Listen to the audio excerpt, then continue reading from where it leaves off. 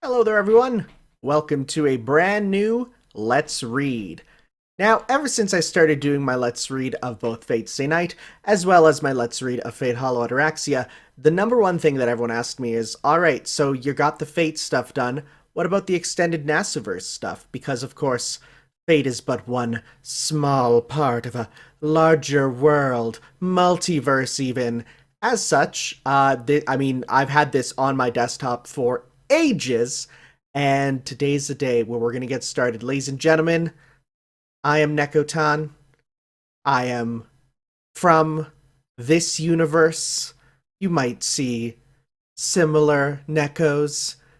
Don't worry, it'll be good. Embrace the cat. Let's get started on our playthrough of, or I guess, reading, of Tsukihime. So let's get started. I have a brand new save file. I got everything ready to go. Let's get going. Let me click on this icon on my desktop. Okay, the English translation is intended to be used with legitimate copies of Tsukihime. Well, guess what I got from eBay? I did. I bought a copy of Tsukihime. I also bought a collector's edition of the PS4 remake. So don't call me out as being not doing my due diligence. I did. Revolve Translations of Mirror did not endorse the use of this English patch, which illegal copies of the game. Don't worry. Well, I might have used it for the copy. It might not have opened mine. That's okay. By using translation, you agree to the following three conditions. Okay. You will not distribute any part of this translation together with an illegal copy of Tsukihime or any part thereof. I won't. Don't worry. I don't even know how I would do that. You will not use any part of this translation to help stimulate, promote, or encourage the distribution of illegal copies of Tsukihime or any parts thereof. Hey, you. That's right, you. It's your responsibility to buy your own copies of Tsukihime. Don't download it off the internet. That's naughty. Don't do that. Don't do it. It'll make me sad. You'll also not modify or redistribute any part of the software without any previous written consent from me or Moon. Don't worry. We're good. Do you agree? Yes, I agree. What happens if I hit no? I'm too scared. It feels like it'd give me ransomware. Okay. Suddenly, I awaken with a start. The night is pitch black, and no one else is in the house. It's scary being alone in the dark. So to find everyone, I head into the garden.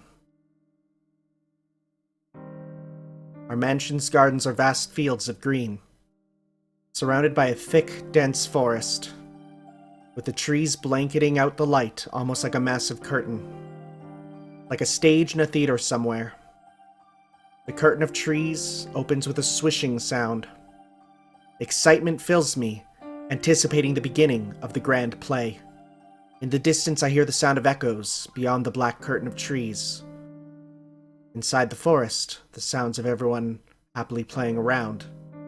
The curtain doesn't open yet. Unable to restrain myself, I wander into the darkness of the forest. Darkness surrounds me, a blackness so deep it's suffocating, not even the calming rays of the moonlight can reach this deep. The air is cold, a winter's chill so deep my eyes feel like they'll freeze. For a brief moment I thought I heard someone call my name, so I walk even deeper into the forest. After passing through the veil of trees, I find everyone waiting for me in the forest clearing. But something is wrong. Everyone is lying on the ground. Everyone is lying on the ground in pieces. The clearing is bathed in red. I don't understand. The stranger approaches. The look on his face says he wants to rip me apart. I don't understand at all. But someone else, someone I don't know, steps in front of me and is torn apart in my place. I'm just a kid, so I really don't understand. A splash. Something warm and wet hits my face. It's red, a red liquid, red like tomato. The person that was torn apart, the person I called Mom, never called my name again. I really don't understand. But it is just so cruel I wanted to cry. I just felt like crying. Warm crimson blurs my vision, seeping into my eyes. but it doesn't bother me at all. The lonely moon floats above me, bearing witness in the night sky. It's strange. Why didn't I realize until now? Such a cold, horrible nightmare. Yes, I didn't realize it. That tonight, the moon is so beautiful. Well, that was our prologue. Alright. Bit shorter than the one from Fate. I remember Fate's prologue lasted like 3 hours. It kept going and going and going. Well, I will say I wasn't clicking during any of that, and I sure hope I can click when I'm actually playing, because that went a little too fast for me, but hopefully we can make that work out. Anyways, let's get started. I apologize if my arm suddenly shoots up to the sky. There's nothing I can do about it. I have itches behind my ears.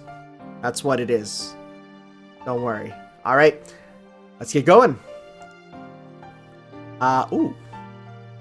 Watch the opening. Start from the beginning, resume game. Well, I think we saw the opening, right? Let's click it and see if it's the same thing.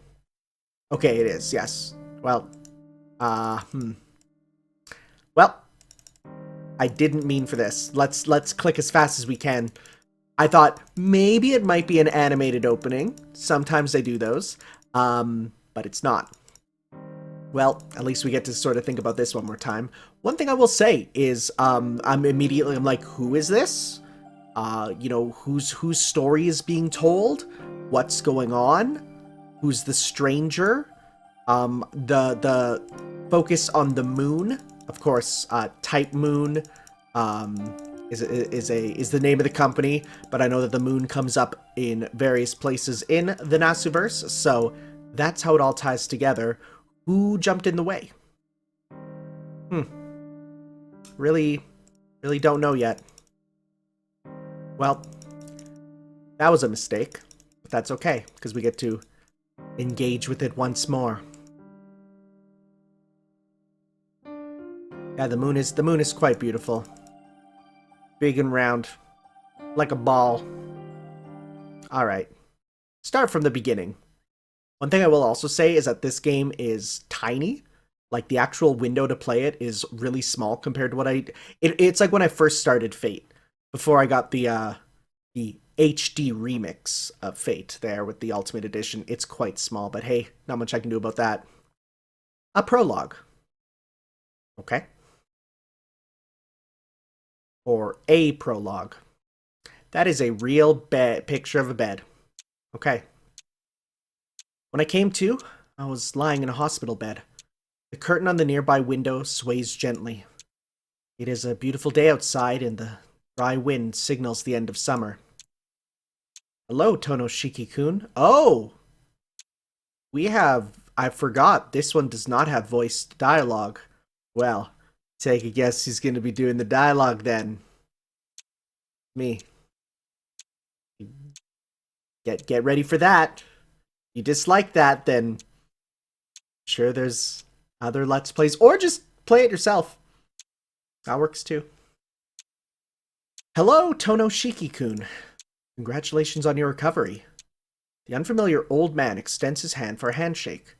His square-rimmed glasses and warm smile are very befitting. His tidy-looking white clothes suit him perfectly too. Can you understand what I'm saying, Shiki-kun? No.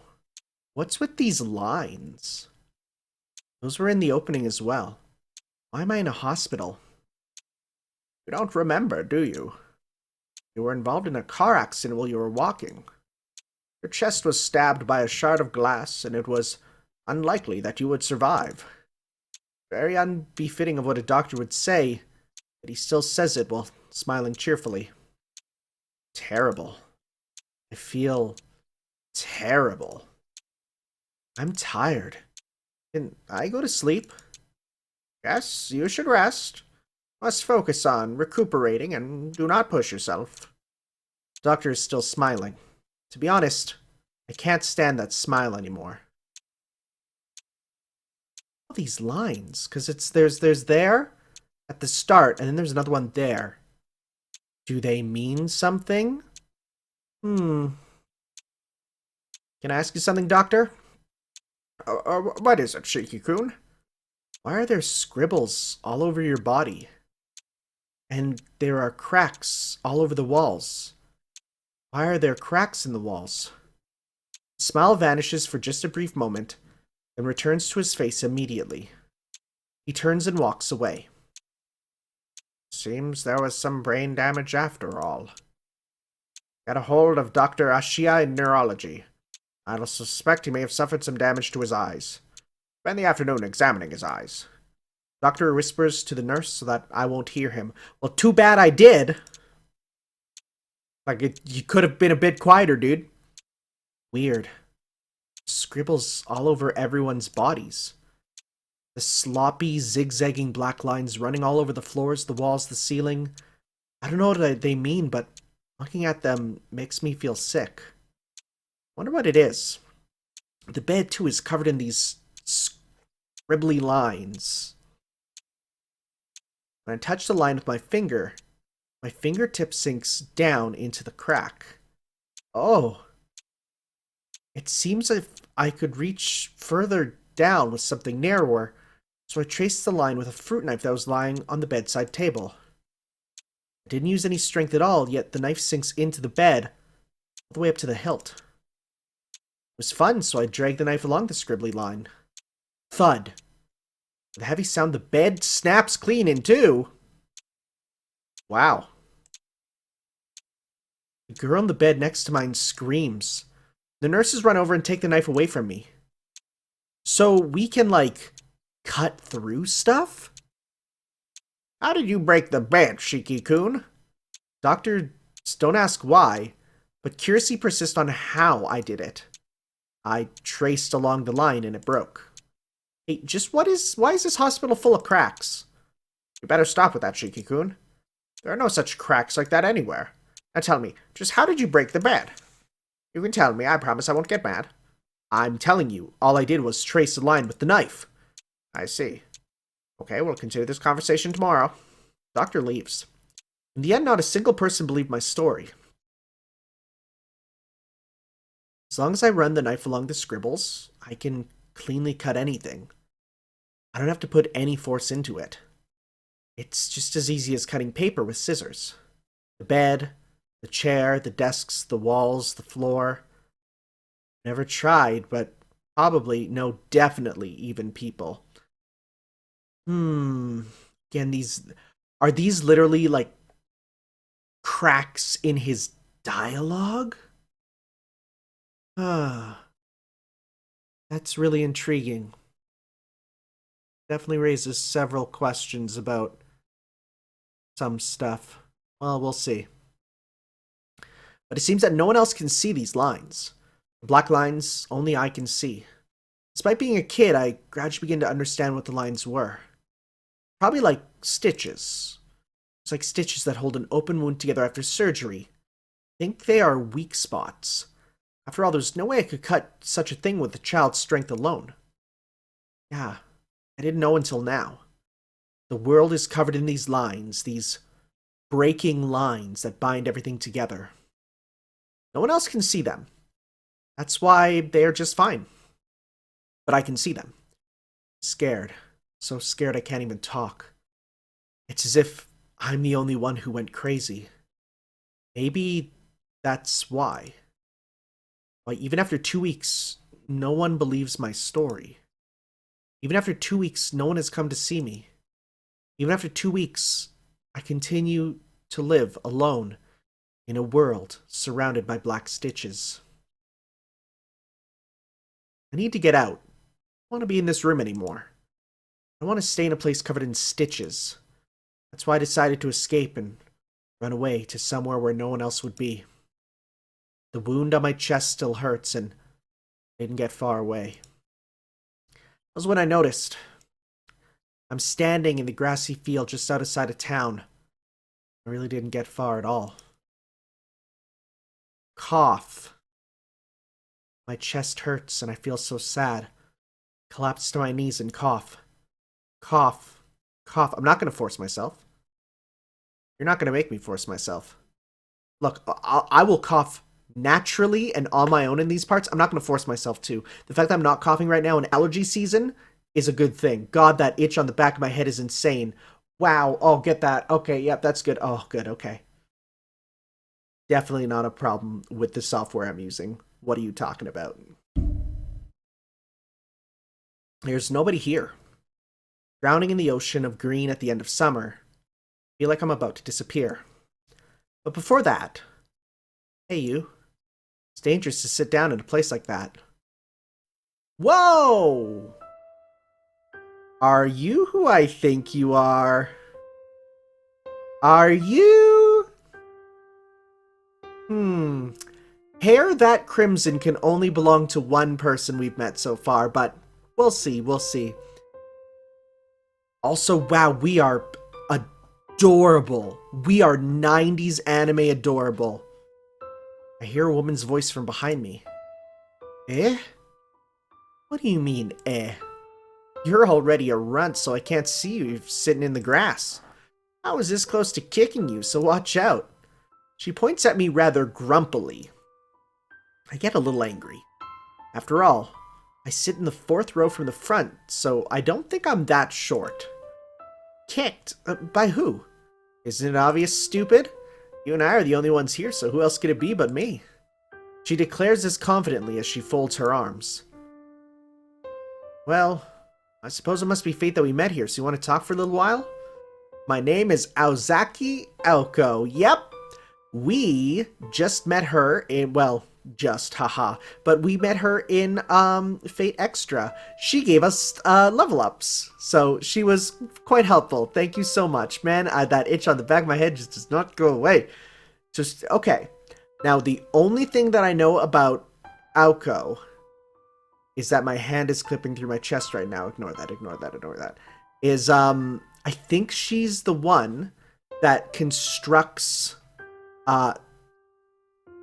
let's say, a body at the end of Fate Stay Night. I'm going to actually try and not talk too much about Fate Stay Night.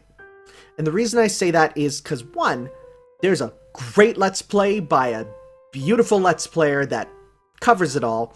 But also because, in case people are looking at this first, I don't want to give spoilers, but if I'm correct, she does make an appearance in Fate Stay Night there. So, we'll see. Maybe. But anyways, here she is. What's yours? She extends her hand to me with the kind of cheerfulness one would show an old friend. I see no reason to refuse, so I tell her my name is Tono and grasp her cool hand in return. Dang, you are way older looking than I thought. Talking to her was a lot of fun. Wait, can we... Oh, very good button. Very good button for my thumbnails. We also have recollection, progress to next choice, create a save... Oh, interesting. Talking to her was a lot of fun. She didn't ignore what I said just because I was a kid. Instead, she listened. Listened to what I had to say like a friend. We talked about many, many things. About my family. About how it was an old and respected family with very strict traditional rules and an equally strict father. About my little sister, Akiha. Quiet Akiha always followed me around. About our big mansion and the vast gardens. And how Akiha and I would play together with our friends. I told her about many things, almost feverishly. Oh, it's this time already. Sorry, Shiki. I've got some business to take care of, so let's stop here. She gets up to leave. My chest tightens and I feel sad, thinking I'd be alone again. See you tomorrow. I'll be waiting for you here, okay? You should go back to your room and listen to the doctor. Oh. She speaks with such unease, in such a natural way as she makes her way off. See you tomorrow. Tomorrow, we would be able to talk like we did today. I'm happy. It was the first time I truly felt something since I awoke from the accident. Since that day, going to the grassy field in the afternoons became part of my daily routine. She would get angry when I called her Aoko. For some reason, she seemed like she hated her own name. After some thought, I decided that she seemed like a very distinguished person, but came to call her Sensei. Sensei would seriously listen to anything I had to say and would dispel my anxieties with but a single word without fail. I was depressed from the accident, but slowly, thanks to Sensei, began to return to my former self. Even those scary black scribbles didn't seem quite so scary anymore when talking to Sensei. I didn't know who she was or where she was from. Perhaps she really was a teacher. But I don't care. It doesn't matter at all. Because it's fun being with Sensei. That alone is all that matters. That alone is more than enough. Hey, Sensei. Look what I can do. Okay. That phrase has been ruined for me because all I can think about is Mad TV, Stewart. This might be nothing for anybody here, but there was a series of sketches on Mad like the original Mad TV, not the cartoon one, of this kid who's played by an adult, and his name was Stewart. Just look it up. But his catchphrase was, "Look what I can do!" And he would be like, he'd be annoying like a babysitter. And then the babysitter would be like, "Stewart, you have to stop." And Stewart would be like, "Look what I can do!" And he would just like wiggle. And this is a grown adult, and that it was so funny. It's the funniest thing. Probably not anymore. It was early 2000s humor. But that phrase has been ruined for me, and I hate it. I hate it because I can't take this seriously. Okay, well, that's fine. Let's continue. I wanted to surprise her one day, so using the fruit knife I brought to the hospital, I cut down a tree growing in the field. That seems like a bad idea. Seems like a bad idea to just like completely show everything, you know? Maybe hold off on that. Like before, I ran the knife along the scribble-like line and cut it cleanly across the base. Amazing, isn't it? I can cut anything easily, as long as it's somewhere where I can see the scribbles. No one else can do this, right? Shiki. She slaps me across the face. Sensei? What you just did was extremely thoughtless. Sensei gives me a hard, piercing glare. I don't know why, but I realized I just did something I definitely shouldn't have done. With Sensei's severe expression and the pain from my cheek where she slapped me, I felt very, very sad. I'm sorry. Before I knew it, I was crying. Shiki. Then a gentle, warm feeling envelops me. There's no need to apologize. It's true you did something I should be angry at you for, but it's definitely not your fault. Sensei squats down and hugs me. But you know, if someone doesn't tell you otherwise now, one day you're going to make a mistake you can never take back. That's why I won't apologize. You'd hate me all you want if you feel that way. Okay, so those lines are in everyone's dialogue. I thought that was just him to symbolize that he's the one who's speaking, but it's strange. I don't get what they're for. What are the pipes for? Does it mean something? I don't know. No, I don't hate you, Sensei. Really? I'm glad you feel that way. I guess it was fate that the two of us met here like this. Sensei began to ask about the scribbles I could see. As I told her about the lines, the black jagged lines that somehow only I can see, Sensei's embrace tightened. Shiki, what you are seeing is something that should never be seen by anyone or anything. Everything in existence has points where they are most easily broken. We, who will break down one day, are imperfect for this reason. Your eyes have the ability to see the fate of all things. Whoa, hold up. This isn't fate. This isn't the Fate franchise. You can't use that word. To put it another way, you can see the future. Wait. Wait. What does that have to do with the... Wait. How is that the future? Wait, do the lines... Oh, is he sever... Oh. When he cuts the lines, is he cutting the... Also, by the way, whenever I do like some theory crafting stuff, don't tell me the answers, because I want to figure it out on my own. But does that mean that he's like cutting the threads of fate? Like, does that make sense? I think it does. So that when he cuts the line, and it breaks, he's cutting the thread of the future. That makes sense? So then, you know, I feel like that makes sense. See the future? That's right. You can see death. You don't need to know any more than that. If someday you happen to go down that path, principles will become clear to you as something that is needed. Sensei, I really don't understand. That's good, but it's important that you don't understand now. All I want you to know is that you must never cut these lines on a whim or as a joke, understand? If you do so, your eyes will begin to take the lives of others too lightly, and that is the worst thing that can possibly happen. Okay. I won't do it if you say so, Sensei. Besides, it kind of hurts my chest. I'm sorry, Sensei. I'll never do it again. Good for you, Shiki. Never forget the feelings you have experienced here today. If you stay that way, I'm sure you'll find happiness. Sensei finally lets go of me. But Sensei, I see those lines and get worried. They'll be cut as soon as I trace them, right? Then it wouldn't be weird for my surroundings to come apart at any time. You're right. I'll be able to help you with that at least.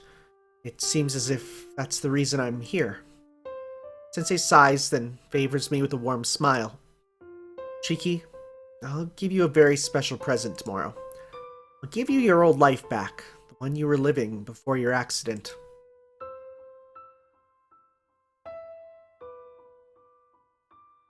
The next day, exactly the 7th day after I met Sensei, she arrives in the grassy field carrying a large trunk in one hand. Here. Put these on, those strange scribbles won't be visible anymore. What she gave me was a pair of glasses.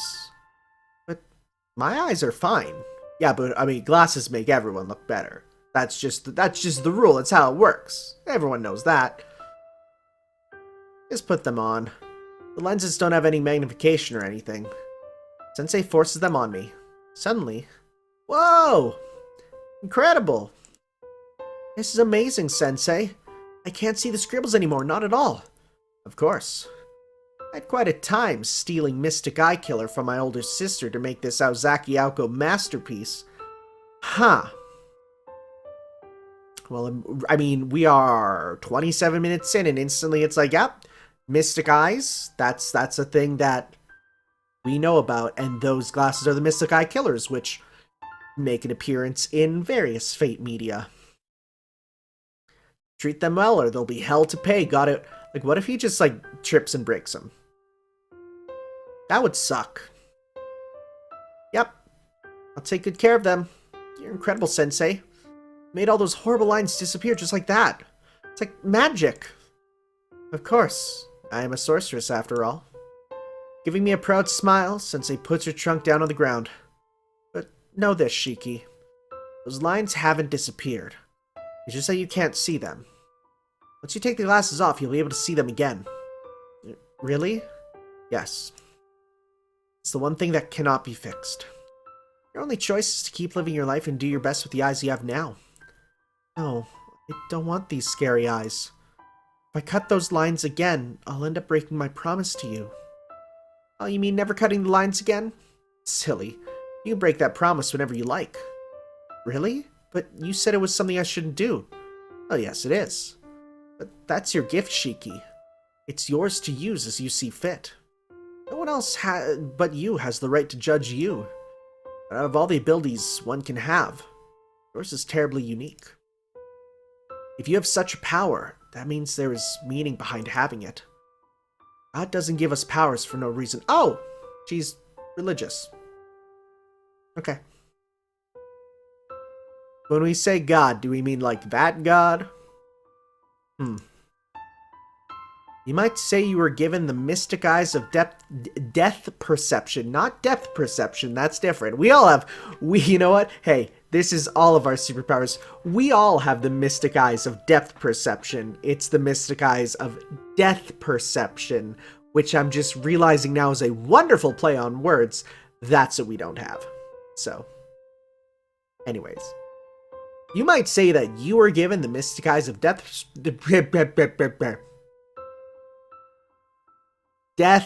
perception. Death perception. Death perception. The mystic eyes of death perception, because one day a time will come when you will need of them. That's why you must not live in denial of their existence. Sensei squats down so our eyes will be level. But do we have like the cool square eyes? You know, why you must never forget.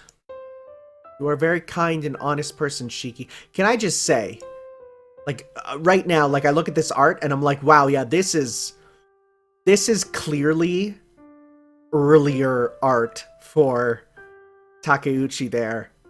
And I kind of love it. It's like, there's, I can feel the lines being drawn, you know? As long as you remain the way you are now, your eyes will never bring forth any wrong. However, I'm not telling you to become a saint. All I'm saying is live true to yourself and become a man in the manner that you think is right. Since you can accept your mistakes and are able to apologize, I know that in 10 years, you'll become a great man. That being said, Sensei stands and reaches for her trunk. Oh, but I must say, unless in exceptional circumstances, you shouldn't take the glasses off. Special powers attract other special powers. Only when you decide there is no other way is when you should take those glasses off. And even then, be careful of how you use your power. Power in itself is not evil. What is evil rests solely in the hearts of those wielding such power. Be it for good or evil, it'll be up to you and the choices you make. She picks up her trunk. Sensei doesn't say anything more after that, but deep down, I knew we had to part. It's impossible, Sensei. I can't do it. I won't understand just by myself. The truth is, I was so afraid before I met you. I was only able to return to being me because you were with me. Can't do it. Not even with these glasses. If you're gone, I can't do it. Don't say such things, Shiki. You tell lies that even you yourself can't believe. You'll just make whoever hears you sad. Sensei raises her eyebrows in displeasure and pokes my forehead. You know it yourself, don't you? You're all right now. Don't say stupid things and give up on the self you finally found. Only you can choose to be you. No one else can do it for you. Sensei turns around. Well, this is goodbye. Listen, Shiki. Life is not easy. Everyone's life is a hard, long, rocky road, filled with many pitfalls. You have more power than anyone else to do something about that, so pull yourself together. Sensei is leaving. I was sad, but I'm Sensei's friend, so I have to see her off properly. Yeah. Goodbye, Sensei. Bye. We'll see you in Fate Extra or whatever else you're in, because I don't know, you might be in something else. Well done. That's right, Shiki. Hold on to that confidence and always live true to yourself. If you find yourself in trouble, calm down and think things through carefully, okay? A solution will always be present itself if you do. It'll be alright. You'll manage, even on your own. Sensei laughs happily.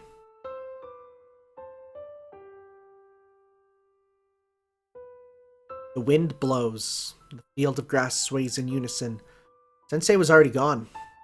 Goodbye, Sensei. After saying that, I really felt I would not see her again. All that remained were her many words and these mysterious glasses.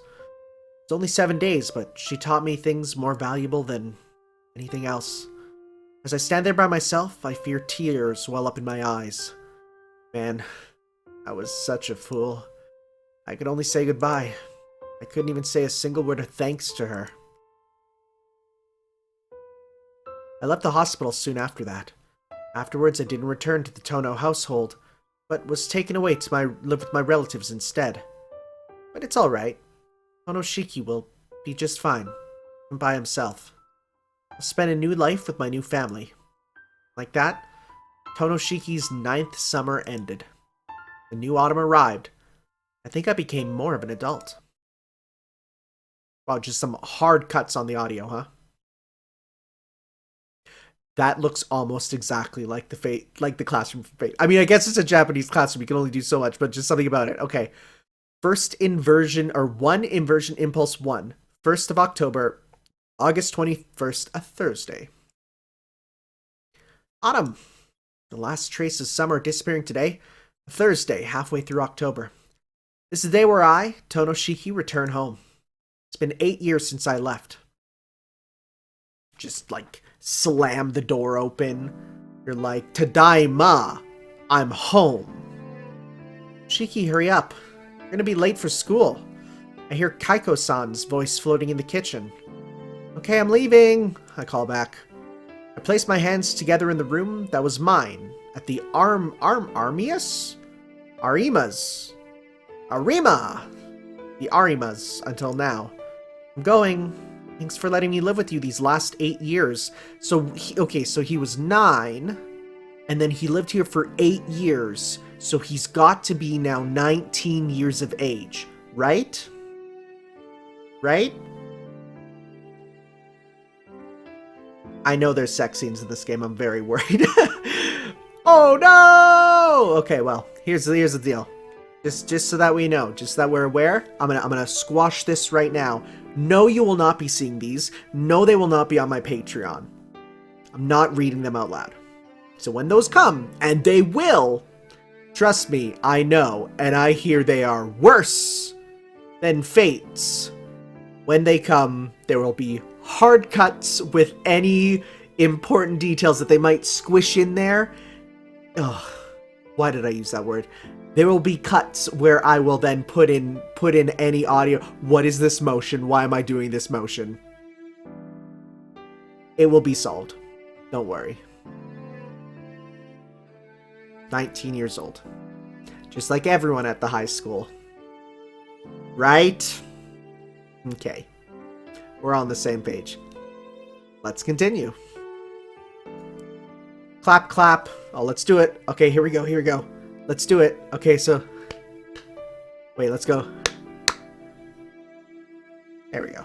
Hopefully that got picked up. I didn't want to do it too loud. I fold my hands together in prayer. Then, grabbing my only bag, I leave the room that has become so familiar. You only had one bag for your 8 years? Buddy, that bag better be like Tosaka's chest, because geez. I walk through the entrance to the Arima's house, then turn to face it. Shiki. Kaiko-san, who had come to the door to see me off, calls my name somberly. See you later. Take care, Mom. What a strange thing to say. I won't be coming back. Never again will I pass through this door as a member of the Arima family. Thanks for looking after me. Please give my regards to Father, too. Kaiko-san simply nods. 8 years. The eyes of the person who had been my mother look so sad. I don't think I've ever seen her like that before. I'm sure it'll be hard for you at the Tono's house. Please watch yourself. Your body is weak. Mustn't overdo it. I'll be okay. After 8 years, I'm just as healthy as anyone else. I'm a lot tougher than I look. I suppose you're right, but the Tonos are different from everyone else. I'm worried they'll be too much for you. I know what Kaiko-san means. My home from today forth will be a mansion, an uncommon sight in this day and age. Well, just another one, huh? Every single Type Moon protagonist lives in a friggin' mansion, don't they? Not only is the house amazing, but the family itself is highly respected. It's said that they hold significant investments in many corporations. To top things off, it's my true home. The Arimas have only been looking after me. But it's already decided. Yeah, it's something that's already decided. Alright, I'll be heading off then. Thanks for taking care of me. I repeat those words one last time and turn my back on the house I had grown so accustomed to over these past 8 years.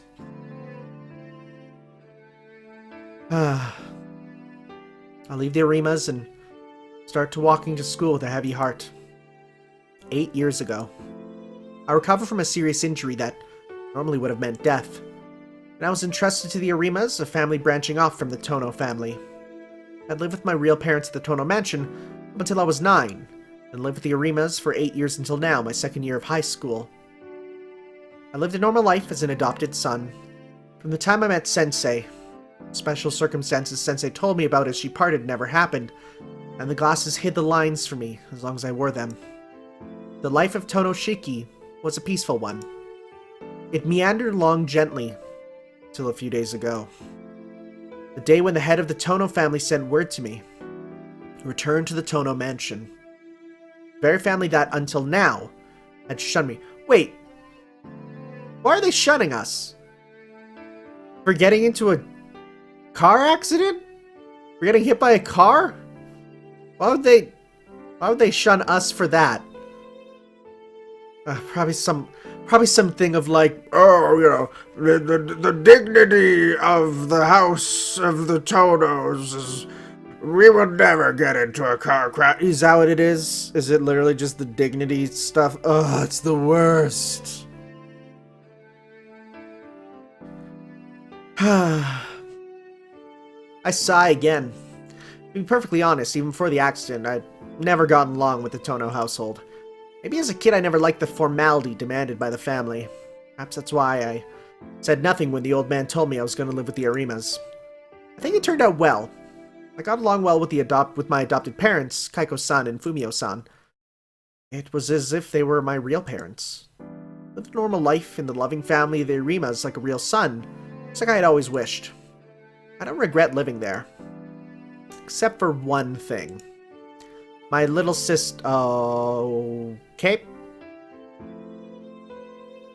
Immediate worry. Immediate concern. Please don't do... Please. Please, I know you're an of-the-era visual novel, but please don't. Come on, please. I'm gonna ask. In fact, I think I already know that this is absolutely... Oh boy, I forgot. Okay, well... Okay. Alright. My little sister, 1 year younger than me, remained behind with the Tonos. Akiha. I bet she hates me now. It would only be natural. I had to live in that mansion all by herself, under the constant supervision of that hard-headed old man. I could easily imagine what Akiha thought of me, the one who had escaped. I let out another sigh. I can't help it. What's gonna happen will happen. Today after school, I'll return to my true home. Lord knows what'll occur. But for now, I've got more pressing problems. My watch shows 7:45. Homeroom starts at 8 o'clock sharp, and anyone who isn't in class by 8 is marked late. Clutching my bag, I start sprinting towards school. Huff, huff, huff, huff, huff, huff, huff, huff, huff. I managed to make it to school in less than 10 minutes. I entered from the back gate, accomplishing a feat that would bring the track scouts running if they knew.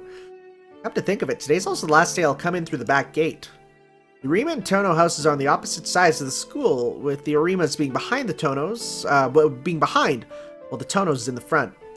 Obviously, I'll be coming through the front gate in the future. And I quite like the lonely atmosphere back here, too. For some reason, the back gate at our school isn't really popular. Only 10 or so people, myself included, actually use it. It's quiet and pretty devoid of people day or night.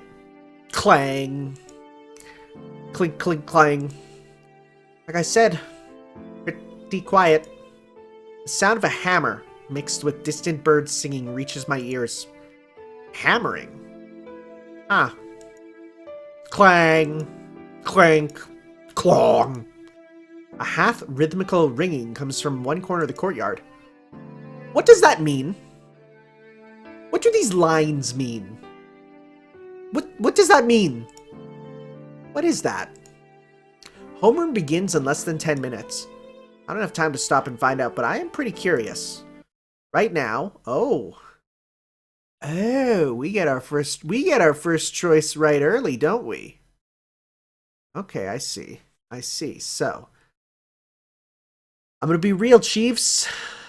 Kings, queens, non-binary lords and ladies, nobles. I have no clue what any paths in this game are. At all. Let's go look. I'm curious. Go take a look. The source of the noise soon becomes apparent as I walk towards the courtyard. A female student is crouching in the middle of a tree-lined path, working with hammer and nails. Wait, how does saving work in this? Whoops, don't go to title. If I go to restore save. Oh. You have a lot. Okay, well, that's fine. What is she doing? There are only a few minutes left until the homeroom. Maybe she doesn't have a watch. At the moment, that's the best I can come up with. Still, to notice and just ignore her would be somewhat cruel. I approach her unhurriedly, trying not to surprise her, and speak. Oh, I like you. I like you already. In fact, I may already know your shtick. I may. But just like, let's pretend I do not have any knowledge of Melty Blood at all, right? Let's pretend. Let's pretend that I, a fighting game player, know nothing about Melty Blood. Just off the bat, I look at this character's character design and I immediately go, I love you. Those round glasses are 10 out of 10. That's good character design. Big round Harry Potter glasses. Cute. Short hair. Let's go. Okay. Hey, homeroom's starting soon. Huh? The squatting girl raises her face. The ribbon on her uniform displays the color of a 30. Oh, so then the colors of the necktie denote the year.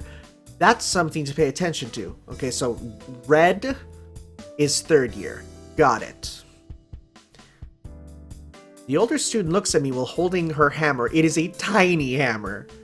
That's a tiny baby hammer. Her gaze through the glasses is so direct, I feel like I'm being pulled in. Her serious eyes make me want to apologize for bothering her. The splint she was facing is rotten beyond use.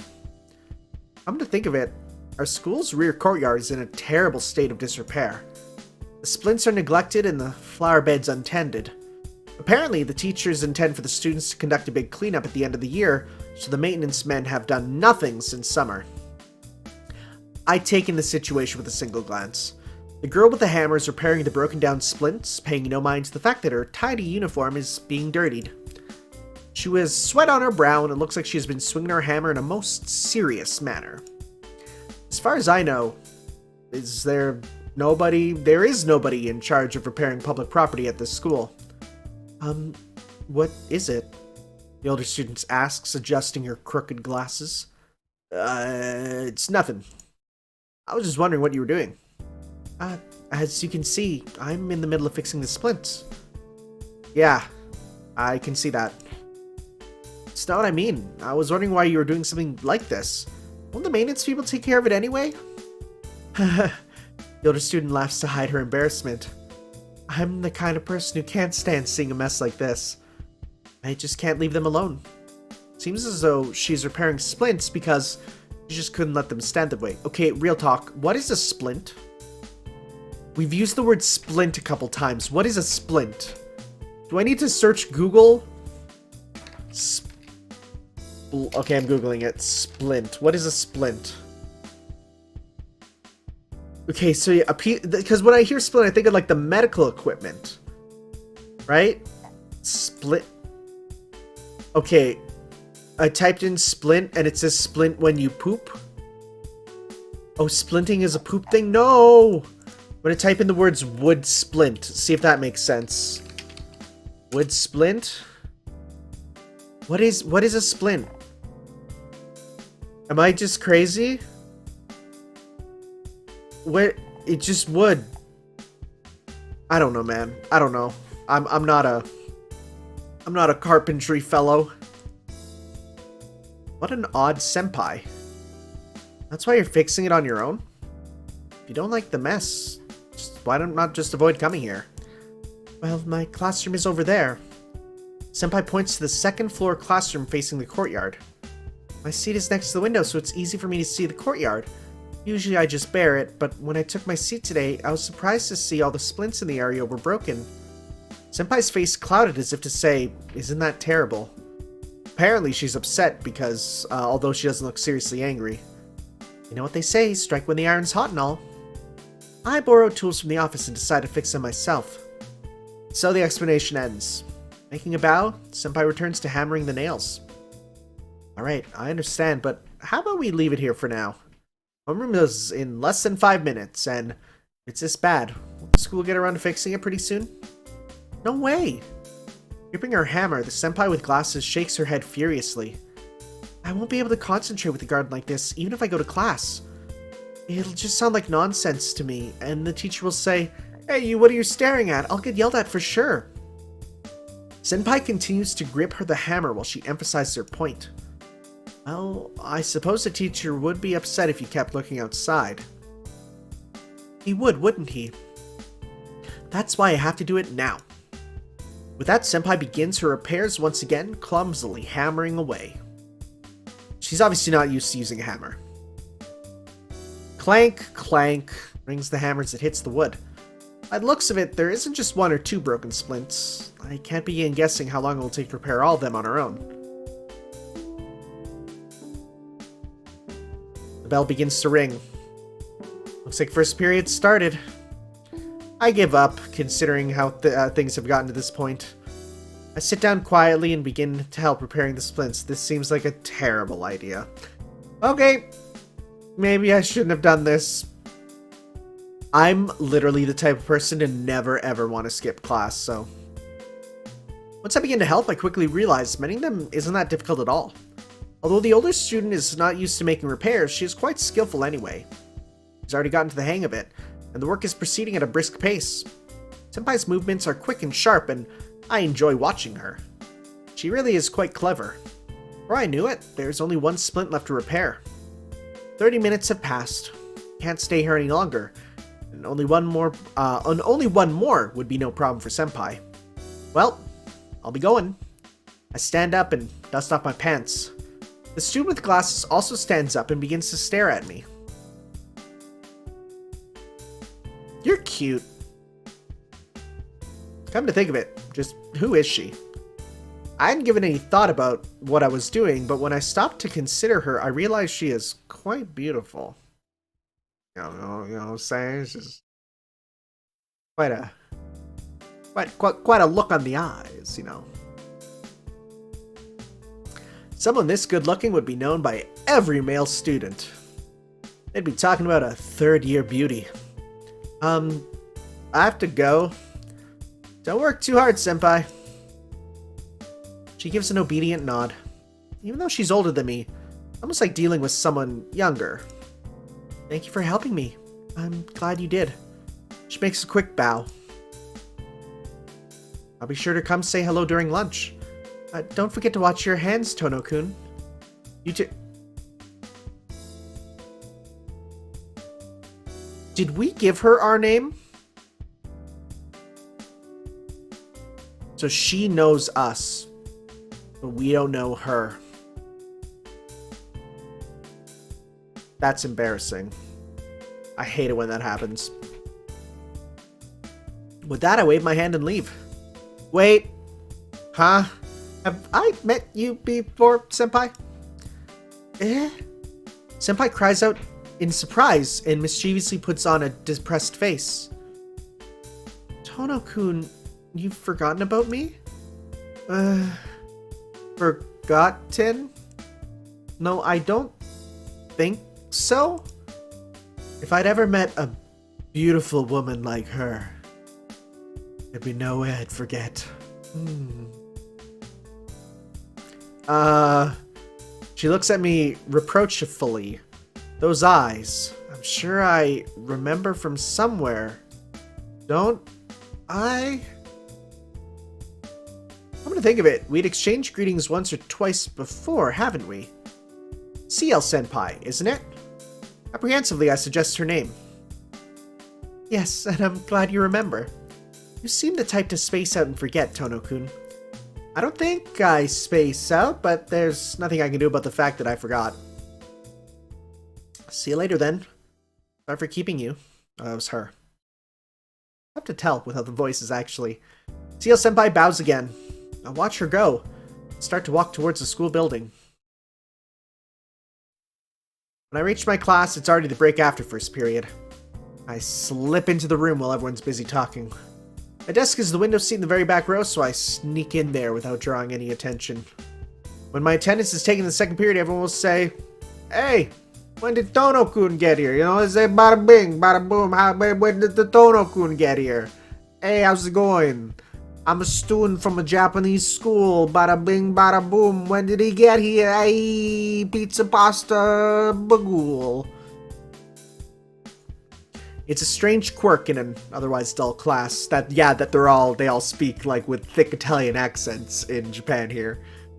But I guess that plan won't work this time. Oh. Are you the Shinji of this game? This dude looks to me like a Shinji. He looks like someone... Okay.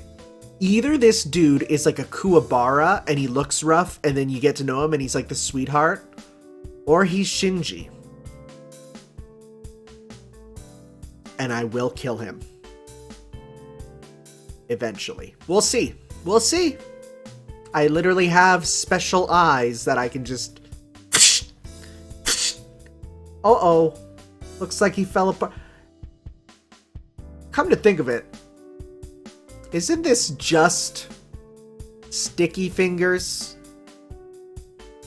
No, because sticky fingers, when you unzip... That, the JoJo stand, by the way. When you unzip the parts, they're still, like, alive. They're just physically separated. No, I think this kills things when you cut them, so maybe not the same.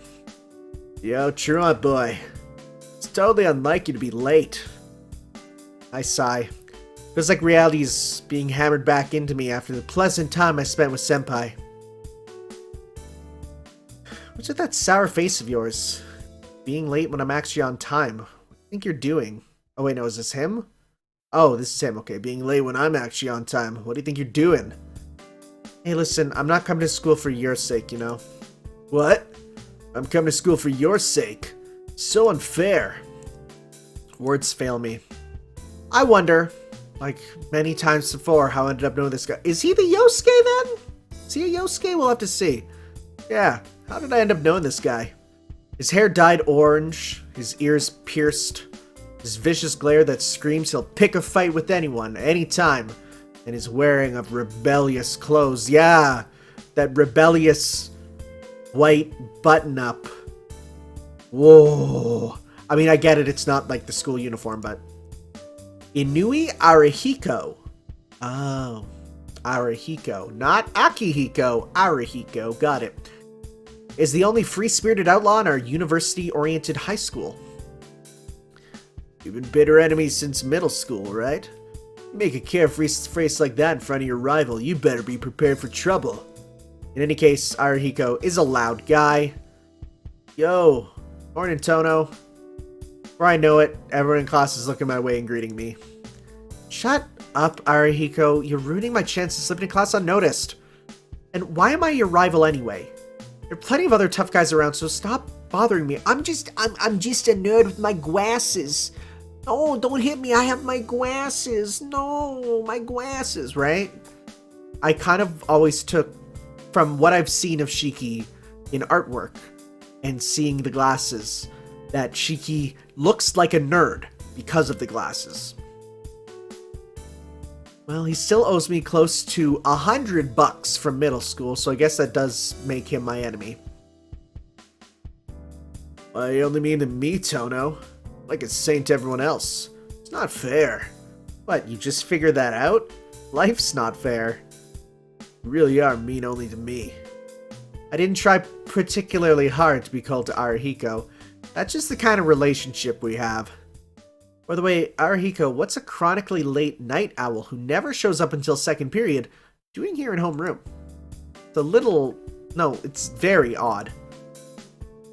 I was just thinking that too. I guess being at school on time isn't just for when I happen to wake up early. Well, I won't comment on your hobbies, but what I'm asking is, why you woke up early? Why I woke up early?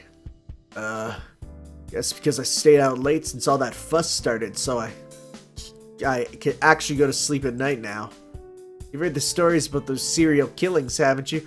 Huh, well, that's a repeated thread point from Stay Night, I guess. I guess it's a common thing in just Japanese media. Oh boy, just doing some arm stretches, don't mind me, my arm is definitely up over there, just doing, there you go, yeah, it's the good stuff. Oh, stretch it out, perfect. Serial killings. I see. Come to think of it, I did hear something like that. I feel a tinge of regret at needing Arihiko remind me. For the past 2 or 3 days, I had been debating whether or not to return to the Tono household, so I completely lost touch with the news. What was that again? Again, it's some really nasty name, like freakish serial killings or something. There's more to it. So far, all the victims have been young girls. The 8th victim was only 2 days ago. To top it all off, they were all... Wait, what happened to them again? Arihiko tilts his head in contemplation. I'm an idiot for asking him. Yeah, I remember now. All the victims had cross-shaped slashes on their throats. No, Inui-kun. Everyone who was killed lost a lot of blood. Oh yeah, that's it.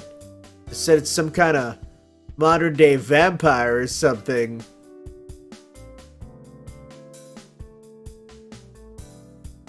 Wonder who that could be. Huh. You sure know a lot about this, Yumizuki-san. Not really. It's just happening in town, so it's in the news. You'd remember it if you didn't want to. Even if you didn't want to. I see. I thought it was happening in a neighboring town, but I guess it moved down here. Well, anyway, that's what happened. Even I wouldn't be going out to the streets at night with a killer walking around. That's why I've been waking up at 7 lately. What, that's it? Having a good reason doesn't make a good story. Where's the fun in that? I sit down while dealing with Arihiko. Man, you're cold. What, did you collapse from anemia already this morning? I'm alright, thanks for asking. If I was anemic 24 hours a day, I'd be dead by now. Yeah, you're right. If you say you're okay, then I guess you're okay. Good deep conversations we're having. The bell rings while we're talking. Hey, class is about to begin. Hurry up and get back to your seat. Yeah, alright. Oh boy. Oh, by the way, we'll have lunch today in the cafeteria instead of on the roof. I invited a special guest, so look forward to it. With a scheming laugh, Arihiko returns to his seat. See you later, Tono-kun. Ah, yeah. Sorry for keeping you, Yumizuka-san. Her light footsteps tap across the floor as she returns to her desk. But still a mystery as to why she joined our conversation. She's just our classmate.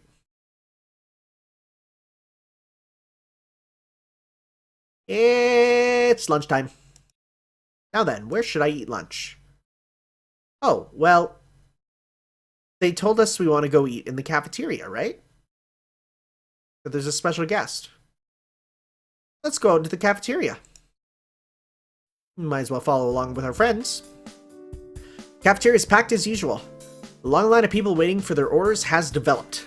Casting a glance at the students holding their meal tickets, I sit down at Arihiko's table. So Arihiko, who's the special guest? That's odd. We arranged to meet here in the cafeteria.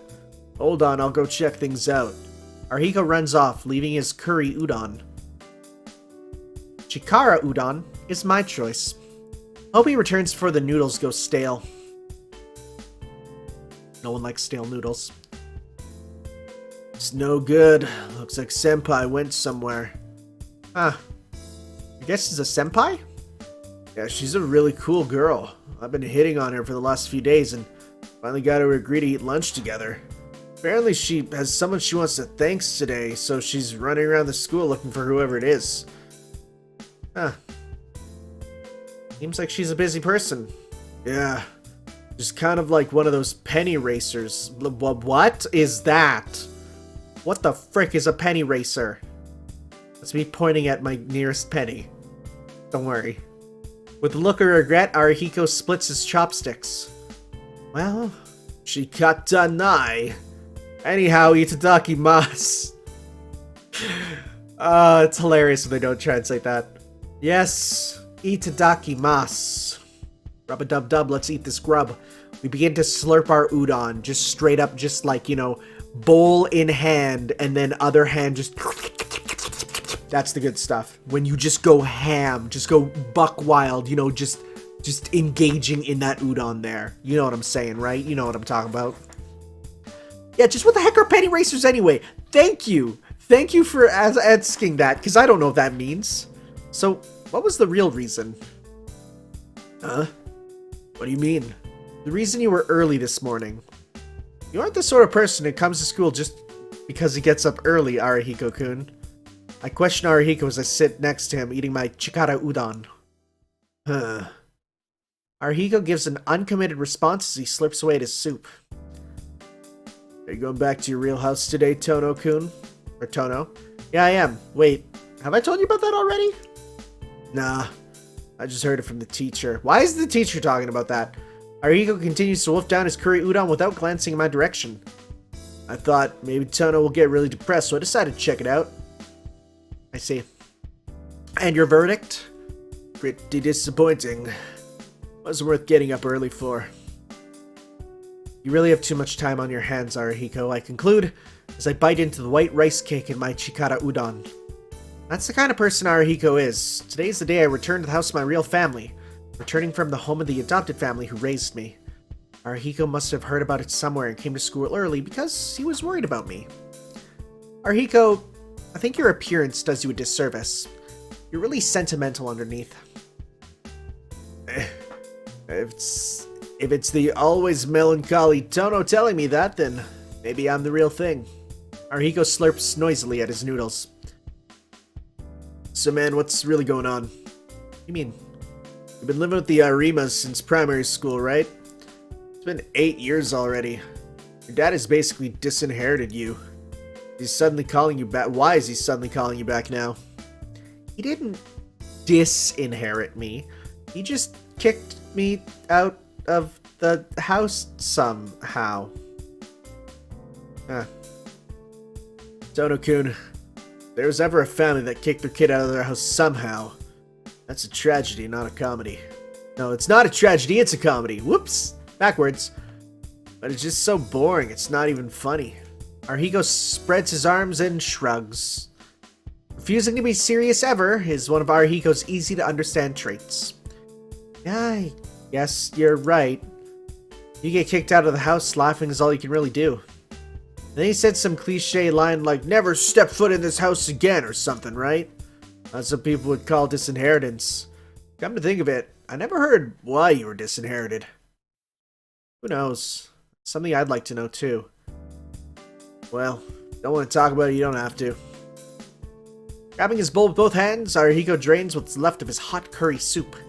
Lunchtime is short. Following Arihiko, I decide to quickly finish my chikara udon. Man, the hard cuts of the music are something I will not get used to. The last class of the day ends. I don't feel like going to the mansion right away, so I just blankly stare out at the window overlooking the school grounds. There, I see a boy.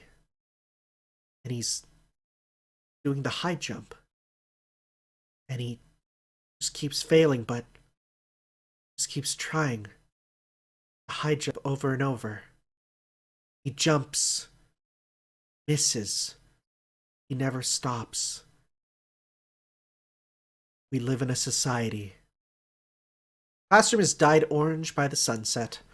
It's like a red watercolor paint, and it hurts my eyes. I don't like red. Feels like it soaks deep in the back of my eyes, and I want to throw up. Oh, geez, dude.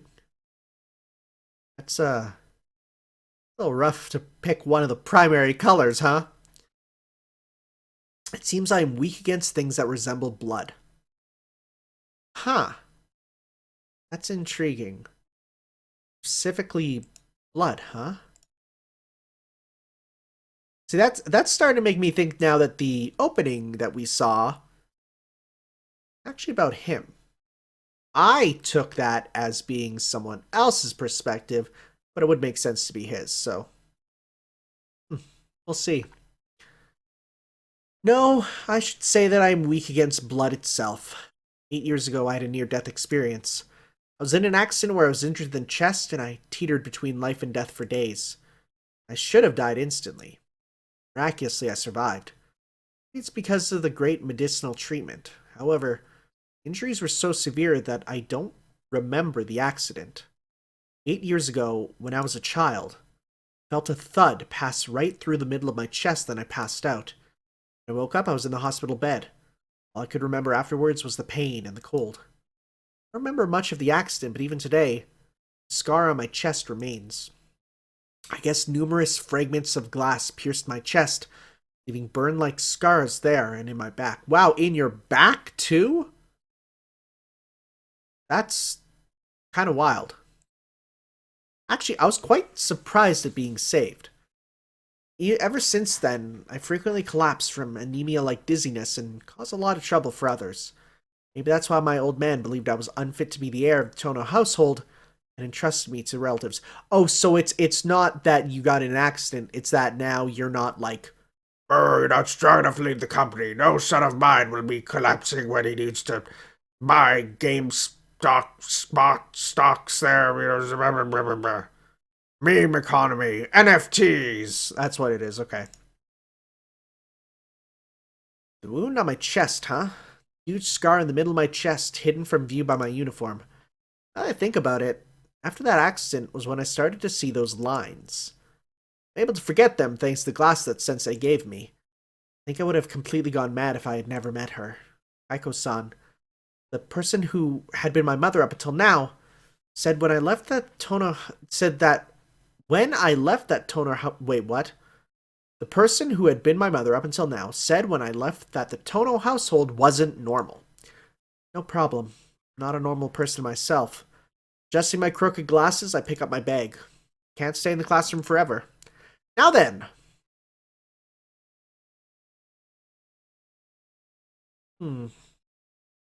What do we want? I kind of want to go to the mansion. But who could we see at the school? Let's stay at the school then. That's the same hallway. That is the same hallway from Fate's Day Night.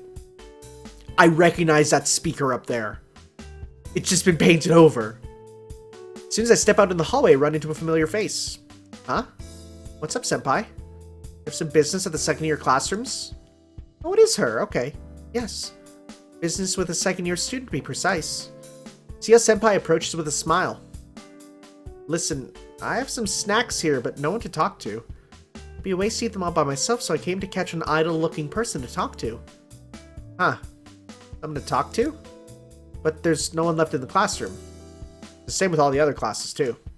You don't usually come to the second-year classrooms anyway, do you? You're on the lower floor, right? And if she wanted someone to talk to, aren't there plenty of third-year classmates she could talk to? You really didn't need to come all the way here. Shouldn't you be asking your third-year classmates? Conversation would probably be better. Okay. Yes, but today, I'm in the mood to talk to younger guys. Please don't ask for a reason, it's just a whim. Well, I won't ask. I probably won't be able to understand even if she told me. Senpai smiles, disappears as she stares into my face. Are you free right now, Tono-kun? Well, if having nothing to do means I'm free, then yeah, I'd say I'm free. Senpai grabs hold of my sleeve. Dang, we're in there. Well, you are now caught. Let's go have some tea. Senpai invites me with a smile. There's no reason for me to decline the offer, and besides, it should be fun talking with Senpai. Sure, I'll come along if it's okay with you. And it's decided. Alright, let's go. Still holding my sleeve, she begins walking down the hallway with a light gait. Wow. Our school has a room like this, a room that you can barely tell what's going on because it's so dark. Could this be for the tea ceremony club? Yes, it's the tea ceremony club's room for now. It seems like it hasn't been used until I came through. Senpai steps onto the tatami mat, starts preparations with a rattling noise. Club room, huh? If that's the case, won't the other club members be coming? It'd be bad for an outsider for me like me to be here, right? Senpai? Ignore when my arms freak out. Why is it doing that? You know what? I bet you I know why. I think it's my microphone. I'm moving my mic there. There we go. Because my mic has a red light, and I think the red light doesn't work well with my system.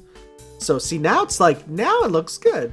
Now I can, yeah, look at that. Look at that. Look, oh, it's so good. Oh, it's exactly what I'm doing. There's no problems at all. Definitely. Definitely. Yeah, it's okay. It may be the tea ceremony club, but there aren't any other members except for me. Oh, thanks to that I can use it freely during break time and after school. Here we go. Smiling senpai begins spreading the cushions. Tea is tea. Tea is tea. That is a statement. Tea is tea, but it looks like this is going to be a really serious tea ceremony. To be honest, I'm a bit overwhelmed. Senpai, I don't have the slightest clue what to do. What are you talking about? I only know up to the pouring bit myself. With that blunt reply, Senpai puts the teapot, some cups, and some tea cakes onto a plate. We're just gonna have a casual conversation, so there's no need to be formal. It isn't any fun that way, is it? Smiling softly, Senpai pours tea into her own cup. I just don't get you, Senpai. Mumbling, I pour my own tea.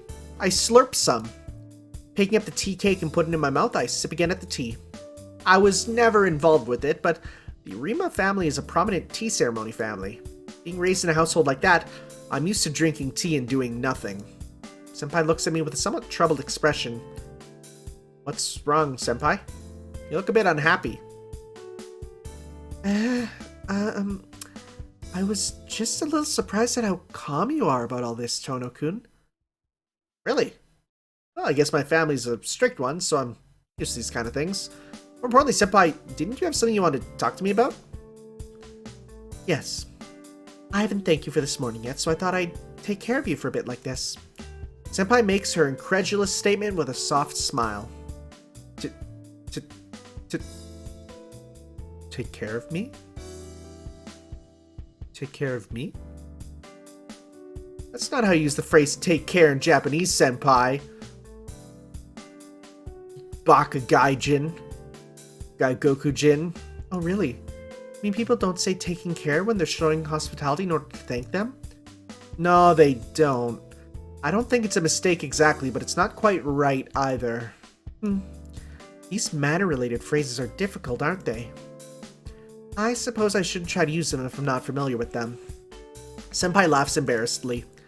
No, not at all. They say manners come from the heart, after all. As long as you have the right feelings, it's just a trivial error. Senpai's eyes snap in my direction as she stares at me. Her gaze is so serious, I feel like I just became some, rare animal in a zoo. Senpai? Did I just say something rude? I hate these lines. Senpai continues to stare at me. Senpai? For some reason I feel incredibly embarrassed. It really does suit you well, Tono-kun. Being younger yet calmer than me. You're impertinent. Senpai glares at me. I don't understand how her mind works at all. I don't get women. I'm sorry. It's kind of arrogant for me to speak like that. Yes, it was so impertinent, I was moved. She lowers her shoulders with a sigh as she sips her tea. I've become curious about you, Tono-kun. Please, talk to me. It can be about anything. Senpai straightens her posture with an attitude like a teacher looking at her student. Doesn't seem like I can refuse. Well, okay, it's not going to be very interesting if you're just going to talk about me, Senpai. Senpai responds with a smile. I've got no choice. Not like me, but I suppose I'll talk to her about school. How about them math classes? In the end, Senpai was happy to listen no matter what I talked to her about. It was surprising to see her get so worked up when we were just talking about middle school. Apparently, Senpai had never been on a school trip. That sounds nice, everyone going on a trip together, she said, her eyes twinkling. It's quite an impressive sight. At any rate, I held a one-sided conversation for an hour, but made me rather tired. With Senpai's permission, I decided to head on home.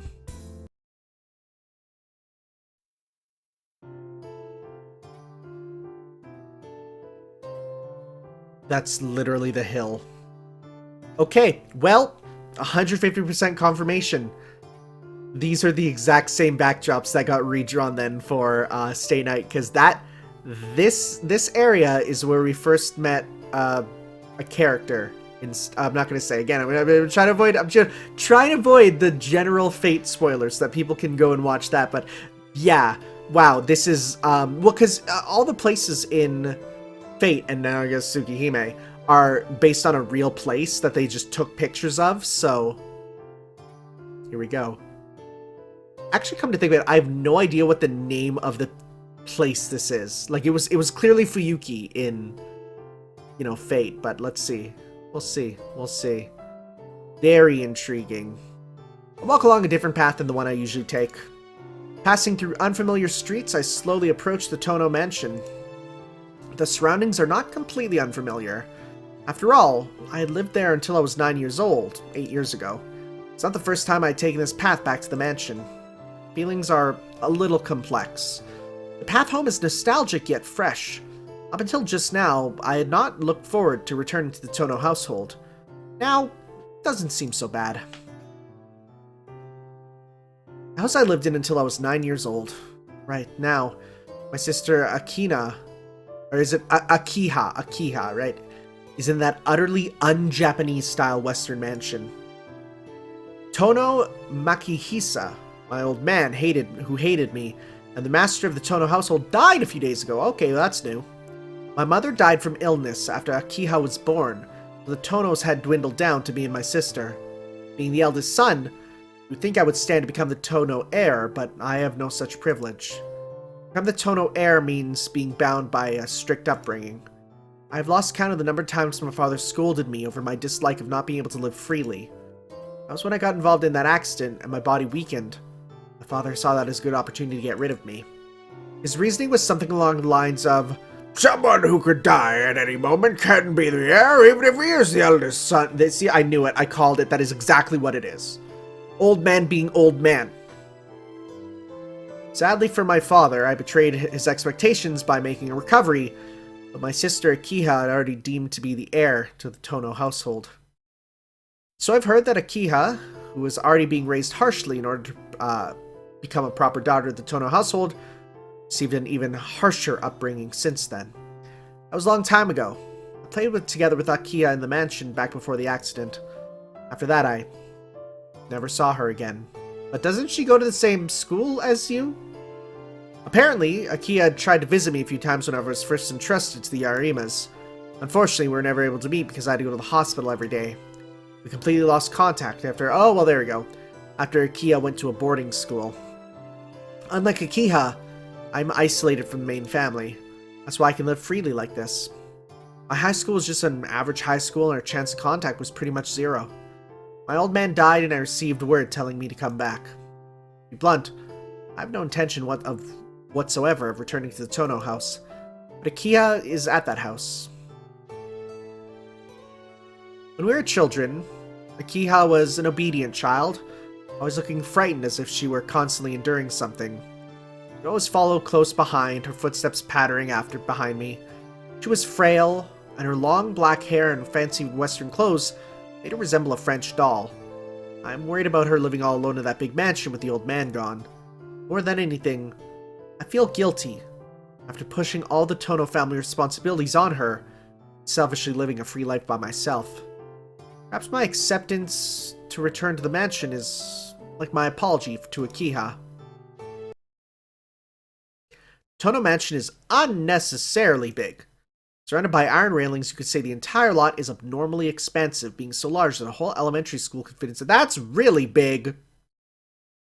The garden, surrounded by trees, is more like a forest. The mansion is at the heart of the forest, and there are a few other buildings separated from it. I didn't think of anything of it when I was a child, but now that I lived in an ordinary household for 8 years, excessive size feels almost criminal. The gates aren't locked. Push them open and head towards the mansion doors. Wow, that's big. That's a big house. They tower oppressively, bearing down on any visitors. Beside the iron double doors is an unmatching doorbell. Alright. Shaking off my nervousness, I press it. Let's just get in there, just ding dong. That'd be terrifying. The door, like, who's gonna open the door? Is it gonna be our dear sister? Is it gonna be one of the maids who I'm just realizing now? Well, this is probably where the maids are gonna be, right? We'll see. Shake off my nervousness, I press it. Oh, there isn't any affectionate ding dong from the doorbell. The oppressive silence continues for a few seconds. The sound of pattering footsteps behind the door indicates someone's presence, just like, oh. We have been waiting for you. The door opens with a creak. Inside lay the lobby I remember, and a young girl in an apron. Yeah, there she is. Yep. Thank goodness. You're so late I was beginning to worry that you had gotten lost. I was thinking about going to meet you if you haven't arrived by sunset. The girl in the anachronistic apron smiles warmly. No, that's, I'm so taken aback by her outdated mode of dress I can't even form a proper sentence. Perhaps attributing my hesitance to distrust, the girl tilts her head a little. You're Shiki-sama, aren't you? Yeah, but you don't have to call me Sama. You are, right? Oh, please don't scare me like that. I was beginning to think I had made another mistake back there. The girl's mannerisms are like that of a mother scolding her child. But in spite of that, there's a smile on her face, and it doesn't break the warm feeling about her. She wears an apron over her kimono. She comes out to greet guests and addresses someone like me with Sama. This must mean she's... Are you one of the maids here by chance? The girl answers my question with nothing but a smile. Come, you must be tired. Please, do come in. Akiha-sama is waiting for you in the sitting room. Which one? Many rooms can be sat in here. The girl quickly crosses the lobby and heads towards the sitting room. Turning back as if she just remembered something, she makes a bow and a full smile on her face. Welcome home, Shiki-sama. Her greeting is accompanied by her flower-like smile.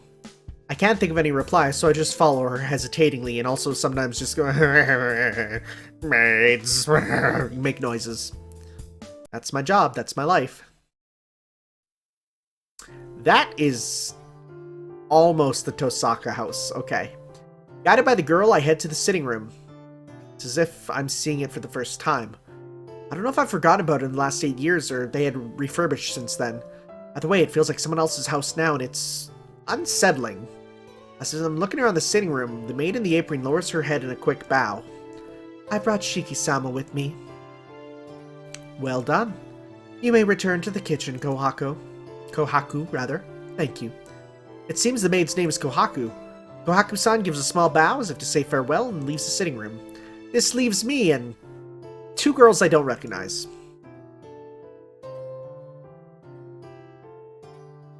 It's been a long time, Nii-san, says the girl with long black hair and sharp eyes. All my thought processes stop at once.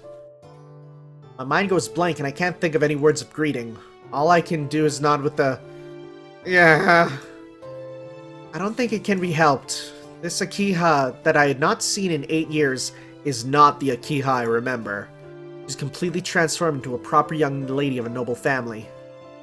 Nii-san?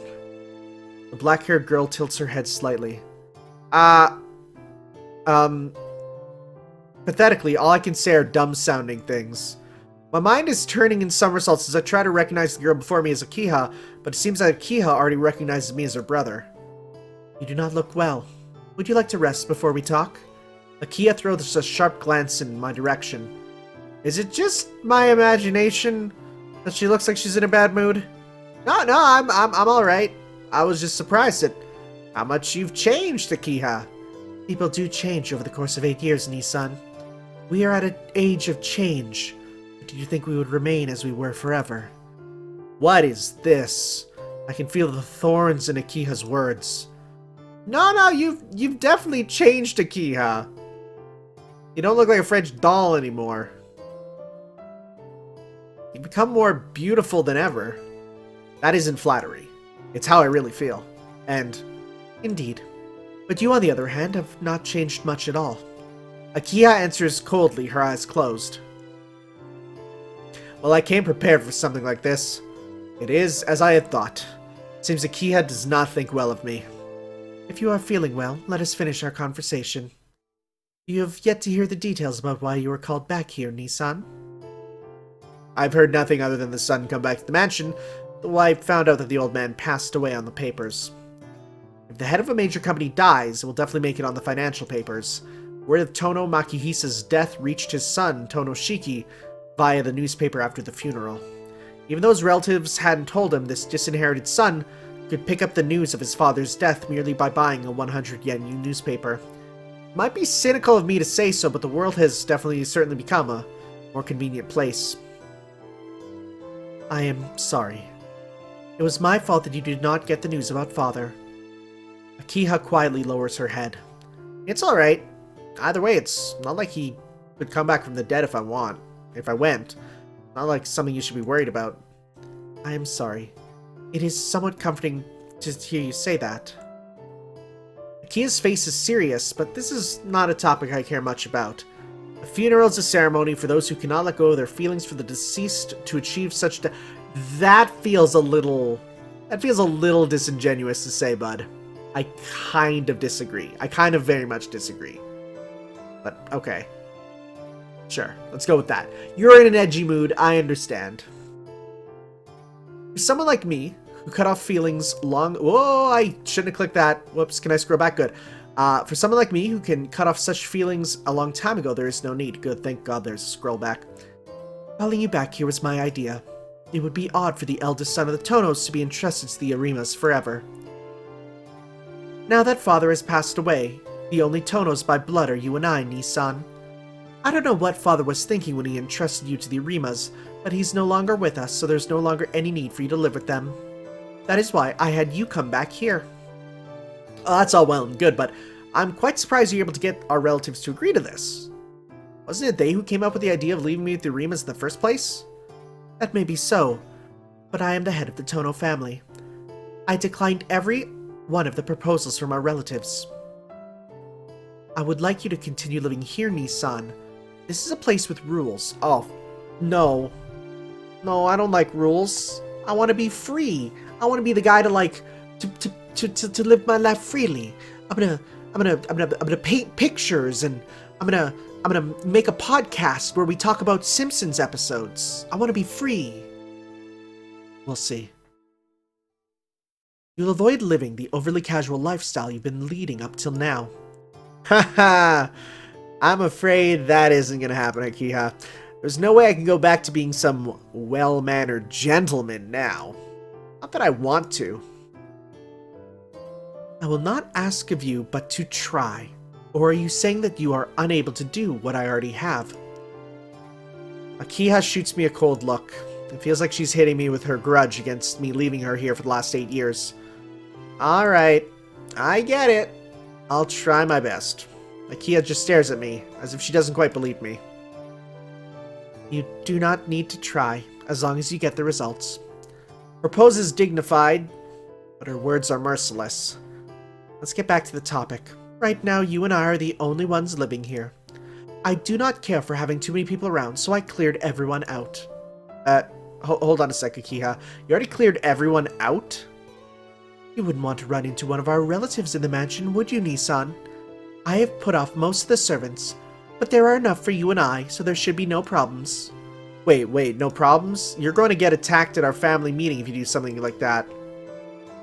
Oh, please be quiet. Rather than having the mansion overflowing with people, wouldn't you feel more relaxed with just the two of us here? It's true I'd feel more relaxed, but... You've only just become head of the family, Akiha. If you go around abusing your powers like some kind of dictator, our relatives are not going to keep quiet. Even the old man didn't go against their opinions. Indeed. That's why father entrusted you to the Arimas. I, on the other hand, have despised them ever since I was a child. I am not going to put up with their whining any longer. Not going to put up with... Look, Akiha. Enough. Just listen. You don't have to worry about me. Please, just worry about your own life from now on, Nisan. I can see it's going to be very difficult for you in many ways. Akiha says sullenly, looking away a little. Now then, if there's anything you don't understand, ask her, Hisui. She looks at the girl standing by her side. The girl called Hisui bows expressionlessly. This is Hisui. She will be your personal maid from now on. Is that acceptable with you? Eh? Hold on, personal maid? Wait, you mean... For me? Personal maid for me? Oh my god! In other words, she's your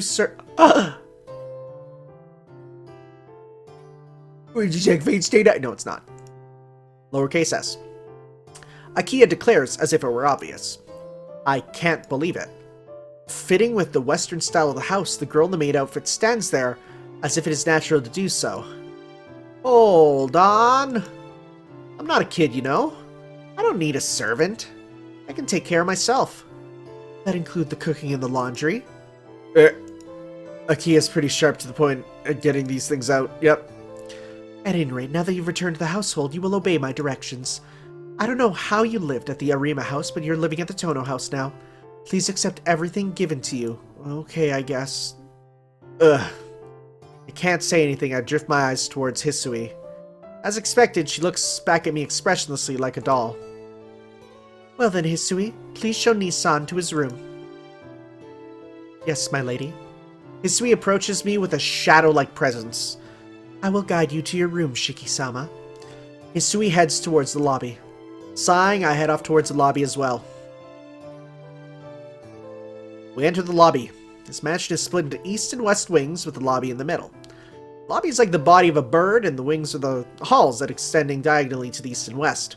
Each wing is about the size of a small hospital. Jeez, the scope and scale of this place. I remember the house is constructed symmetrically, so both the east and west wings have the same floor plan. Your room is this way, Shiki-sama. Hisui climbs up a flight of stairs. It seems like my room is on the second floor.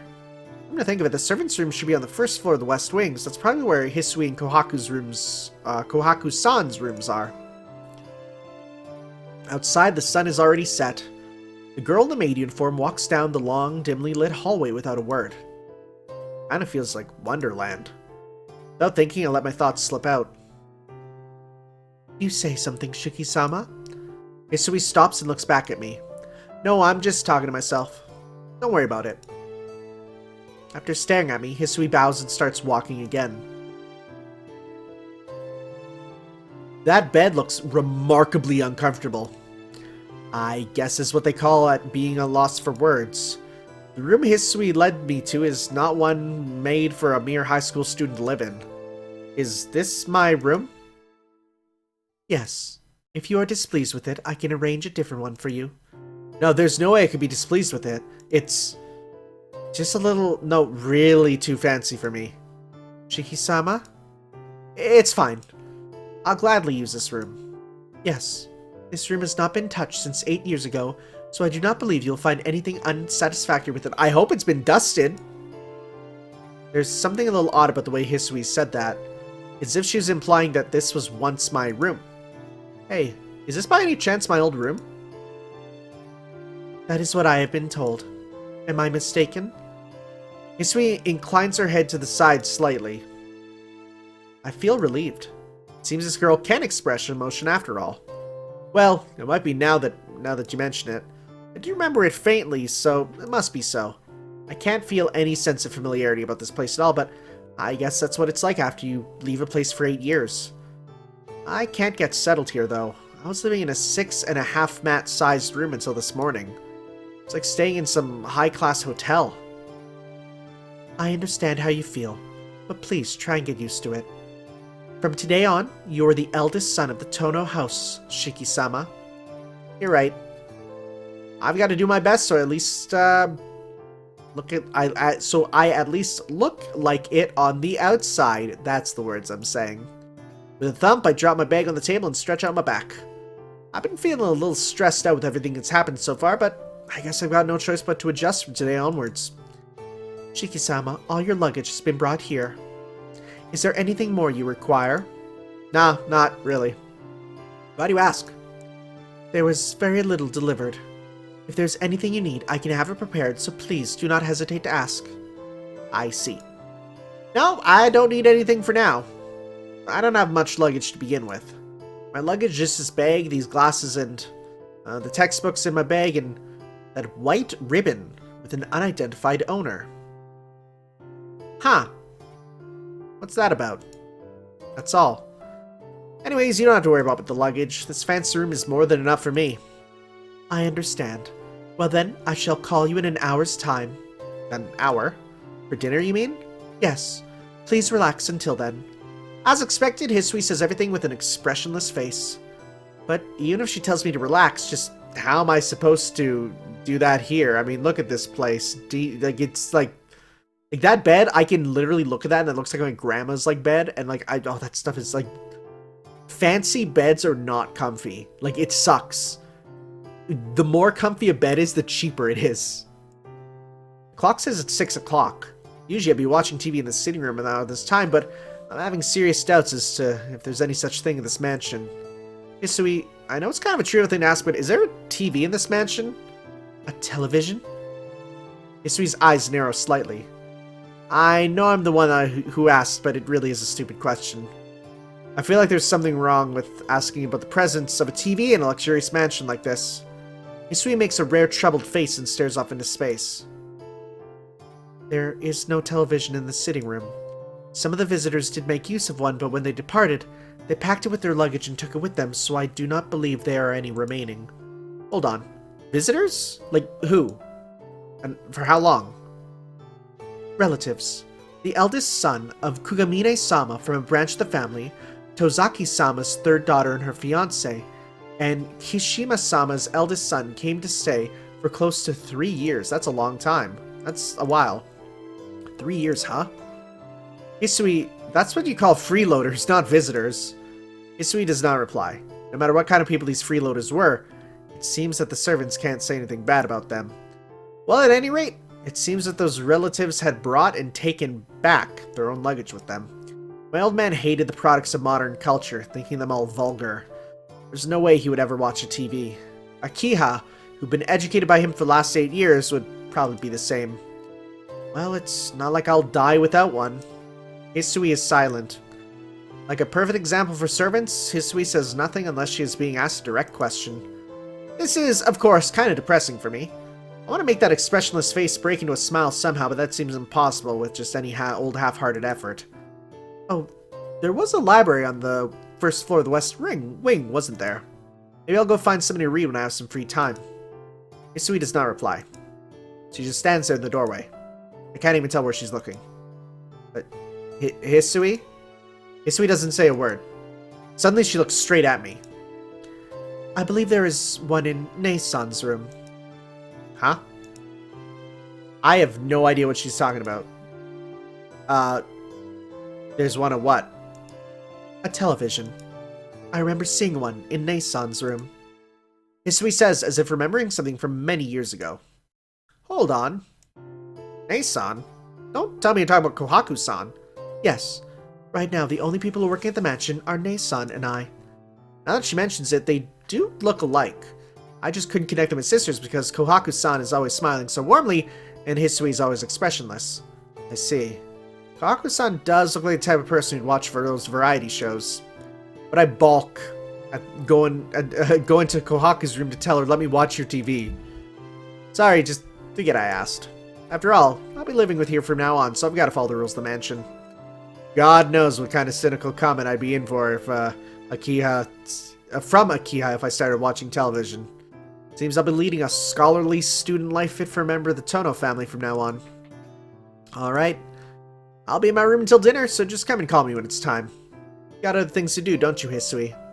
Hisui nods in assent and turns around. Silently opening the door, she leaves the room. Okay. Well, I think that's a good place to call it for the first part. You know, we got to our new house. We now have a servant. Hey, you know, it's took a couple parts to get that in the Fate, you know, because it's servants. It's the jokes you're here for, people. Anyways, thank you all, and I'm sure I'm going to get people telling me that, oh no, you picked the stuff that's going to give you the bad routes, and who cares? We're in it for a good time together. Let's have a good time. So I will see you all guys next time for some more Tsukihime. Ciao.